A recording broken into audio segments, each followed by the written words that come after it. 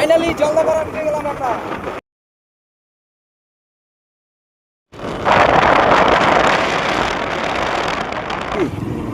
সব থেকে খতরনাক আর dangerous bridge দেখো।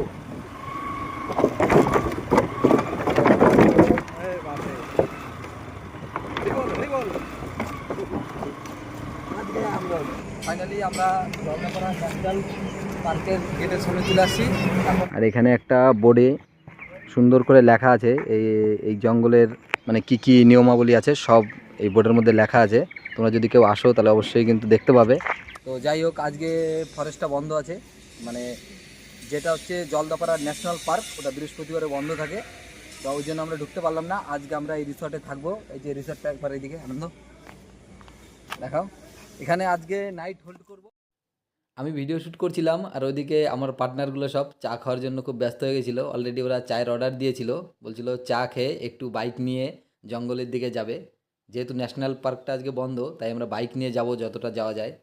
এই যে আমার পার্টনারগুলো সব এখানে বসে আছে। এটা গৌরঙ্গদা, পাশে যেটা চশমা পড়ছে ওটা আনন্দ, আর এইটা হচ্ছে আমার বন্ধু ভিকু। সবাই চেনো। তো আমরা এই চারজনই গিয়েছিলাম ঘুরতে। দেখতেই পারছো তোমরা চারিদিকে কেমন শুধু বড় বড় গাছ আর গভীর জঙ্গল। এই জঙ্গলের মধ্যে বাঘ, হাতি, চিতাবাঘ, বান্দর সবই তো আছে। তো এটা একটা রেস্ট্রিক্টেড এরিয়া, এদিকে যাওয়া বারণ।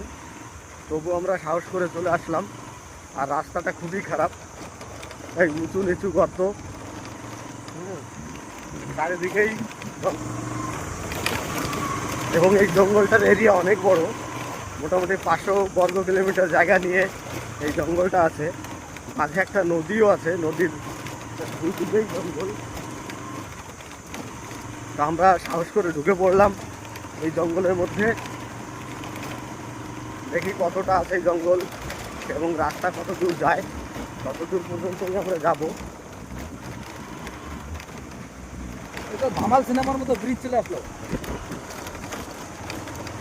3 फुट का ब्रिज है लेकिन ये रिक्सी है।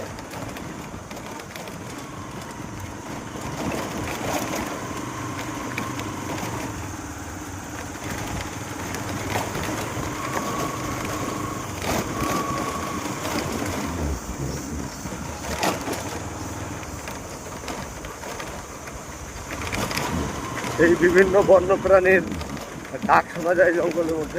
রাস্তা এখানে শেষ হয়ে গেল। এদিকে প্রচুর জঙ্গল, আর যাওয়া যাবে না। হেঁটে যাওয়া যাবে, কিন্তু আমরা বাইক নিয়ে এসেছি, বাইক নিয়ে যেতে পারবো না। ওই জন্য এখান থেকে আমরা ব্যাক করবো। ঠিক আছে, প্রচুর জঙ্গল আর ভয় লাগছে। যে কোনো টাইমে এখানে গন্ডার, হাতি, বাঘ সব কিছু আসতে পারে। খুব ডেঞ্জারাস। জলদাপাড়ার সব থেকে একদম খতরনাক জঙ্গল। এখানে মানুষের আসাই নিষেধ। আশেপাশে কোনো মানুষ নেই, ভালো করে দেখো, কোনো মানুষ নেই। আমরা আসছি অনেক রিস্কে। আমাদের কিন্তু রাস্তায় অনেকে বারণ করেছিল, তারপরে আমরা মানে জীবনের রিস্ক নিয়ে এখানে এসেছি।